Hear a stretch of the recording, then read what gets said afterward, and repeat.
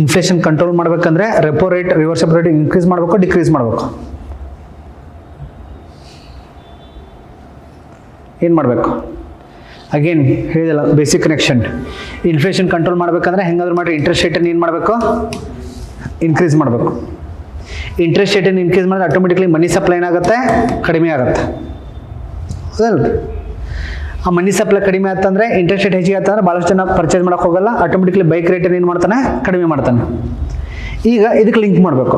Repo rate ಏನಾದರೂ increase ಮಾಡಿ reverse repo rate increase ಮಾಡಿದೆ ಅಂದರೆ, ಎರಡು ಇನ್ಕ್ರೀಸ್ ಮಾಡಿದೆ ಅಂದರೆ ಸಿಕ್ಕಾಪಟ್ಟಿ ದುಡ್ಡು ಎಲ್ಲಿ ಖರ್ಚಾಗುತ್ತೆ ಅಂದರೆ, ಎಲ್ಲಿ ಖರ್ಚಾಗತ್ತೆ? ಬಡ್ಡಿಗೆ. ಹೌದಲ್ರಿ? ಎಲ್ಲಿ ಖರ್ಚಾಗತ್ತೆ? ಅವ್ರವ್ರ ಬಡ್ಡಿ ಕೊಡ್ತಿದ್ದಾರಲ್ಲ, ಇವ್ರು ಲಾಭ ಮಾಡ್ಕೊಡ್ತಾರೆ, ಅವ್ರಲ್ಲ ಯಾರೊಬ್ಬರು ಲಾಭ ಮಾಡ್ಕೊಳ್ಳಿ. ಅಲ್ಲಿ ಎಕ್ಸ್ಟ್ರಾ ಅಮೌಂಟ್ ಎಲ್ಲ ಹೊಂಟಿದೆ, ಅವ್ರ ಕಡೆ ಹೊಂಟಿದೆ ಅಂದರೆ ಬಡ್ಡಿಗೆ ಹೊಂಟಿದೆ. ಬಡ್ಡಿಗೆ ಹೊಂಟಿದೆ ಅಂದರೆ ಆಟೋಮೆಟಿಕ್ಲಿ ಮನಿ ಸಪ್ಲೈ ಏನಾಯ್ತು? ಕಡಿಮೆ ಆಯಿತು. ಮನಿ ಸಪ್ಲೈ ಕಡಿಮೆ ಆಟೋಮೆಟಿಕ್ಲಿ ಇಂಟ್ರೆಸ್ಟ್ ರೇಟ್ ಏನಾಗುತ್ತೆ? ಇನ್ಕ್ರೀಸ್ ಆಗುತ್ತೆ. ಇಂಟ್ರೆಸ್ಟ್ ರೇಟ್ ಇನ್ಕ್ರೀಸ್ ಆಗುತ್ತೆ ಆಟೋಮೆಟಿಕ್ಲಿ ಇನ್ಫ್ಲೇಷನ್ ಏನಾಗುತ್ತೆ?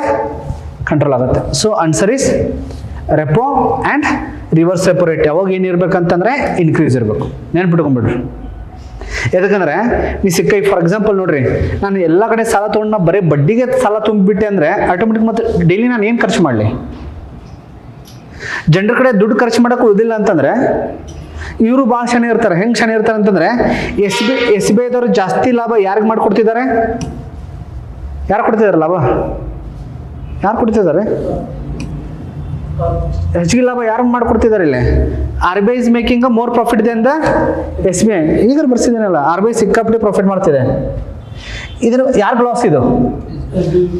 ಇವರು ಭಾಳ ಶನಿ ಇರ್ತಾರೆ. ಈ ಲಾಸನ್ನು ಯಾರ ಮೇಲೆ ಹಾಕ್ತಾರೆ? ಕಸ್ಟಮರ್ಸ್ ಮೇಲೆ ಹಾಕ್ತಾರೆ. ಹೆಂಗೆ ಹಾಕ್ತಾರೆ? ಇಂಟ್ರೆಸ್ಟ್ ರೇಟನ್ನ ಜಾಸ್ತಿ ಮಾಡ್ತಾರೆ. If the interest rate is increased automatically inflation is controlled. Same goes to the government. ಇಲ್ಲಿ ಗೌರ್ಮೆಂಟ್ ಇದನ್ನ ಮಾಡಿದ್ರು ಕೂಡ ಅಲ್ಲಿ ಎಸ್ ಬಿ ಐ ಲಾಭ ಮಾಡ್ಕೋತಿದೆ. ಎಷ್ಟು ಲಾಭ ಮಾಡ್ಕೋತಿದೆ? 3.35 ಕೋಟಿ ಲಾಭ ಮಾಡ್ಕೋತಿದೆ. ಮತ್ತೆ ಗೌರ್ಮೆಂಟ್ ಈ ಲಾಸ್ ಹೋದಲ್ಲಿ ಗೌರ್ಮೆಂಟಿಗೆ ಇದೆ. ಗೌರ್ಮೆಂಟ್ ಹೆಂಗೆ ಕಂಪನ್ಸೇಟ್ ಮಾಡ್ಕೊಳ್ಳುತ್ತೆ? ಜನರ ಮೇಲೆ ಏನು ಮಾಡುತ್ತೆ? ಹೆಚ್ಚಿಗೆ ಟ್ಯಾಕ್ಸ್ ಹಾಕುತ್ತೆ. ಜನರ ಮೇಲೆ ಹೆಚ್ಚಿಗೆ ಟ್ಯಾಕ್ಸ್ ಆದ್ರೆ ಏನಾದಂಗೆ ಆಯಿತು? ಜನರು ಕೊಂಡ್ಕೊಳಕ್ಕೆ ಹೋಗಲ್ಲ. ಯಾಕಂದ್ರೆ ಟ್ಯಾಕ್ಸ್ ಏನಾಗಿರುತ್ತೆ? ಜಾಸ್ತಿ ಆಗಿರುತ್ತೆ. ಅವಾಗ ಆಟೋಮೆಟಿಕ್ಲಿ ಇನ್ಫ್ಲೇಷನ್ ಏನಾಗುತ್ತೆ? ಕಂಟ್ರೋಲ್ ಆಗುತ್ತೆ. ನೀವು ಎರಡೂ ಕಡೆ ಯೋಚನೆ ಮಾಡಿದ್ರೂ ರೆಪೋ ರೇಟ್ ಇನ್ಕ್ರೀಸ್ ಆದರೆ ಏನಾಗುತ್ತೆ? ಇನ್ಫ್ಲೇಷನ್ ಕಂಟ್ರೋಲ್ ಆಗುತ್ತೆ. ನೆನ್ಪಿಟ್ಕೊಂಡ್ಬಿಡ್ರಿ. ಓಕೆ.